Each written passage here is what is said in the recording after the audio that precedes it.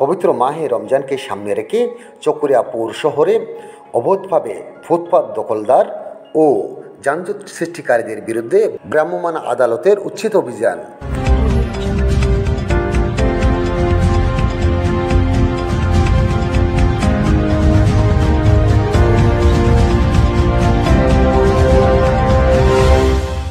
বিশ্বের মুসলিম উম্মার শ্যাম সাধনার মাস পবিত্র মাহে রমজান।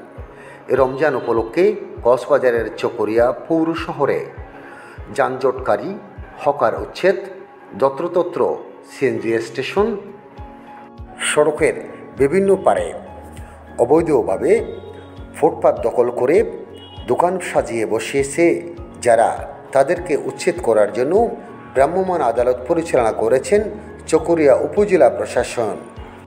5 মার্চ বিকাল 3টা থেকে সন্ধ্যার পর পর্যন্ত থানা রাস্তার মাথা থেকে শুরু করে বাস টার্মিনাল এলাকা, নিউ মার্কেট এলাকা ও পুরাতন বাস টার্মিনাল এলাকায় ভ্রাম্যমাণ আদালত পরিচালনা করেন চকরিয়া উপজেলা নির্বাহী অফিসার ও ভ্রাম্যমাণ আদালতের নির্বাহী ম্যাজিস্ট্রেট মোহাম্মদ ফখরুল ইসলাম।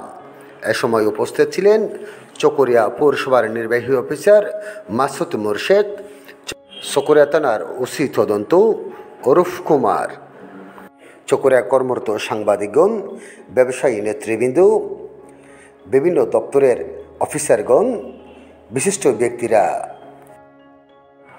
চিরিঙ্গা পৌর শহরে বসবাসকারী একাধিক ব্যক্তিরা জানিয়েছেন, ভ্রাম্যমাণ আদালতের অভিযান ছোটবেলা থেকে বহু বছর বহুবার দেখে আসছি, কিন্তু ভ্রাম্যমাণ আদালতের ম্যাজিস্ট্রেট যত সময় পর্যন্ত থাকে এর পরপরেই পুনরায় সিএনজি স্টেশনগুলো এবং অবৈধ হকাররা বসিয়ে পুনরায় দখলে নেয়।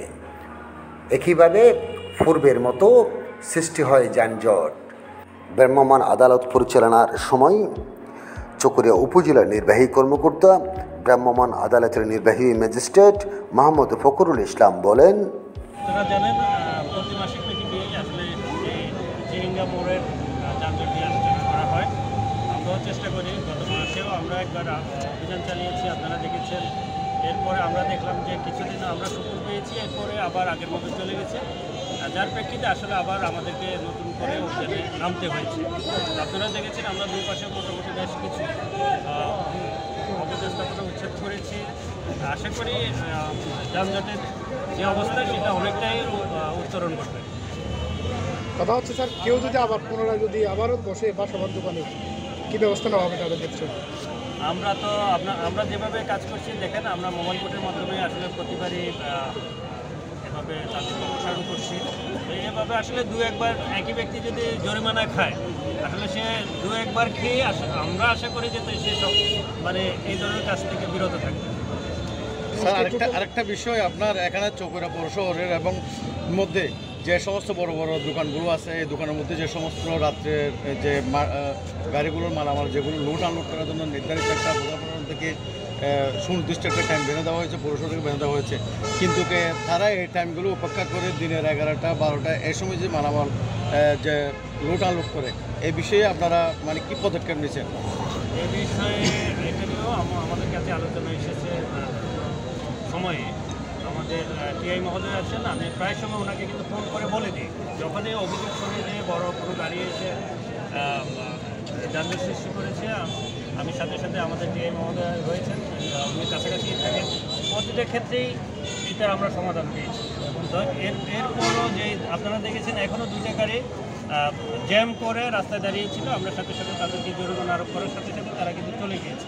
কারণ এই মেসেজগুলো আসলে অন্য গাড়িগুলো যখন পাবে তখন এই যানজটের বিষয়ে অনেকটাই সমাধান হয়ে যাবে। আমাদের কাছে একটা তথ্য আছে স্যার, যারা চাঁদা নেন, আমাদের কাছে সুনির্দিষ্ট অভিযোগ থাকলে অবশ্যই আমরা ব্যবস্থা নেব। তথ্য ও ভিডিও চিত্রে মোহাম্মদ রিদওয়ানুল হক, ডেস্ক রিপোর্ট।